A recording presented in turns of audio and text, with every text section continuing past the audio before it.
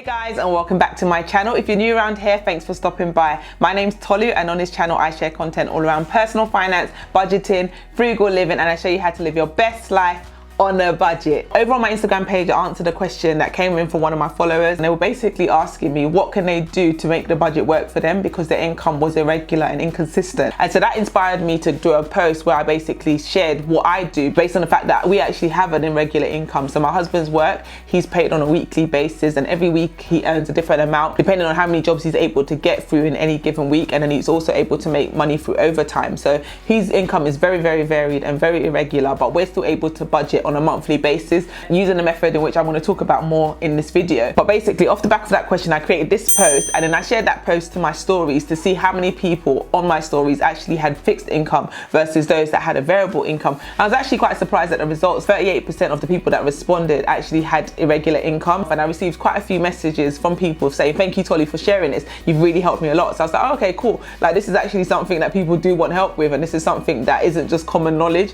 Like, sometimes you take for granted the things that you know, that you just assume everybody knows, and just because I've learned something and I'm now doing it doesn't mean that everybody else has learned the same thing and is also doing it. So I thought, you know what, let me share what I know and what I do with you guys, and hopefully if you're in that position right now and you have an irregular income, by the end of this video you'll come away with a plan as to how you can now start budgeting your money in an effective way and still get your money working for you despite the fact that your income is irregular. Fixed income is what a lot of people get. So you work your 9 to 5 and you're paid X amount of money every single month or every single week or every single fortnight. So you know exactly how much you're going to be getting every single paycheck. So then that makes life so much easier when it comes to budgeting, because you're budgeting the same amount every single month when you do your budget. Whereas with a variable income, you're not paid the same amount every single week. Your income can vary from £100 difference to £200 to £500 different on a week to week or month to month basis. So when your income is variable in that way, it is very hard to get a plan in place for your money that actually works, because you're not sure how much you're going to have in order to pay your bills the following month. You can get variable income in so many different ways. So like, some people get variable income from their normal day job just by being a contractor, so contracting their hours. Different shift patterns will mean that you earn a different amount each month, and then also things like commission, bonuses, being self-employed. So there's so many different variable ways that people earn variable income on a week to week, month to month basis. But no matter how you get your income, no matter how variable it is, you can get a budget in place and a plan for your money that works and means you're not falling behind when it comes to any of your bill payments, and it means that you can still have money to put towards the things that are ultimately important to you.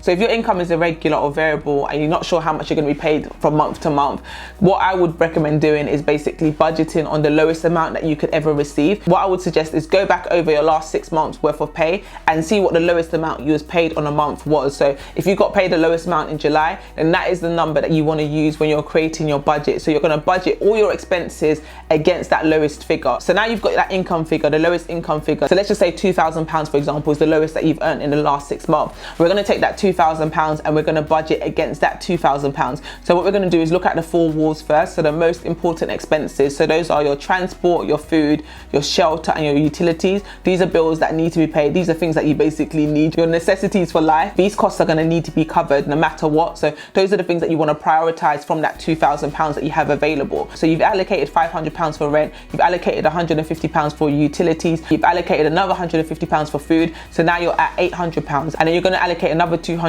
for transport. So now you've allocated £1,000 already of your £2,000 budget. So now you've got the 4 walls covered. You now want to go through your list and see what other essentials that you want to cover as well from that remaining £1,000, and then have a second list where you have your non-essentials. So these are things that you would like to pay for, but it's not life or death. If you don't have Netflix, you're not going to die. You'll be all right for another month. So subscriptions like Netflix, for example, Amazon Prime, these are things that you can cancel or add on a monthly basis. So if you know this month you're short, then those are 2 subscriptions that you can cut straight away, and that way you can still have money within your budget to put towards these essentials that you've mentioned on the list. So continue to allocate that £1,000 that you have left to all your other essentials. Once you've allocated all the money to your essentials, any extra money that you have left, then you can now allocate them to the non-essentials. So going out with friends, takeaways, dinners out, all the non-essentials and the non-survival things that you want to spend your money on, that's when, if you've got any money left in that £2,000 £1,000 budget, you can make allowances for them in your budget. When you have that bare bones budget in place, you know that, okay, if it's a very low month, I know that I'll be all right. All my basic needs are met, all my basic bills are covered, and all the niceties, the things that you would like to have,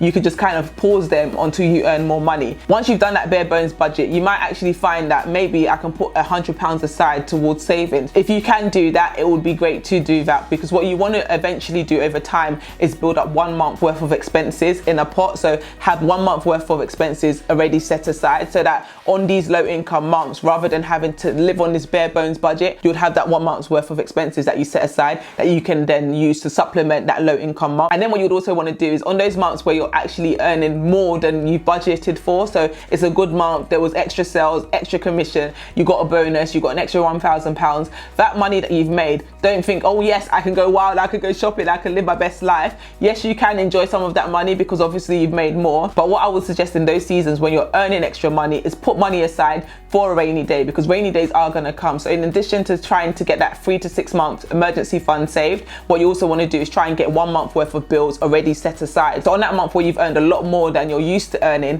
put some of that aside in your emergency fund and in your 1 month worth of bills fund as well.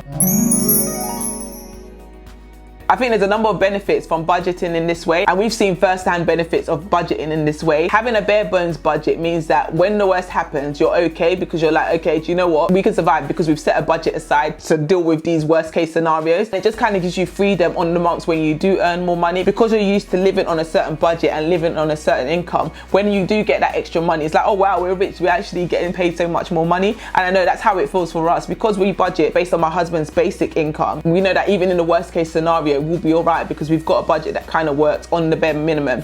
Yes, it may mean that we're not able to make mortgage overpayments or increase our saving or investing, but we know that we'll be able to survive and feed the family, and everybody will be catered for, which is cool. So then on the months where we earn extra money, we have so much more money to then put towards other important things to us, like saving, like investing, etc. So having a bare bones budget, having that budget in place for essentials on your lowest income is really going to give you so much more freedom with your finances on the months when you earn so much more money. Another huge benefit of actually having this bare bones budget in place, it kind of makes you realize what is important versus what is not important, because a lot of time we give our money to things that are not really that important, that don't really satisfy us, that don't really do anything to help us reach our future goals or become the people that we want to become in life. So having that bare bones budget in place and surviving on it and living on it, not even surviving but thriving on that budget, you start to realize, oh actually I don't even need to spend as much money as I think I do. Actually I'm quite content with what I have at home. Actually I can get creative with the meals in which I prepare for my family if I just use the food that we have at home and stop ordering out on Uber Eats every 5 minutes. I think another huge benefit of having a bare bones budget is the discipline that it actually develops in you. I think when you have that tight budget and you put those restrictions in place and you say to yourself, no, I'm going to survive on £25 for food this week,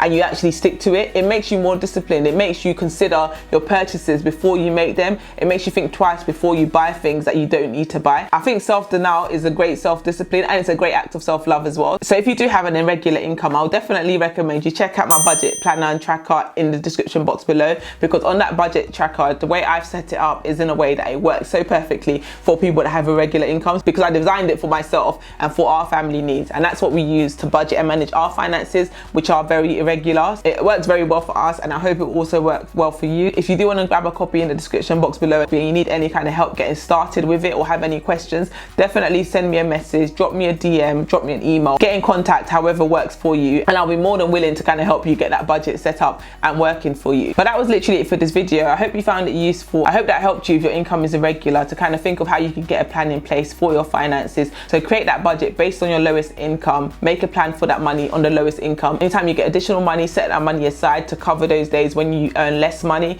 and when you do earn less money, budget for your essentials first, and then if there's any money left, then you can start adding one by one any of the non-essentials till the money has been allocated to zero. So I hope you found that useful. I hope you found it insightful. If you did enjoy today's video, do me a favor and give it a thumbs up. Subscribe to my channel if you haven't yet done so. Tell a friend to tell a friend, and I will see you on my next video. Thanks for watching, guys. Bye.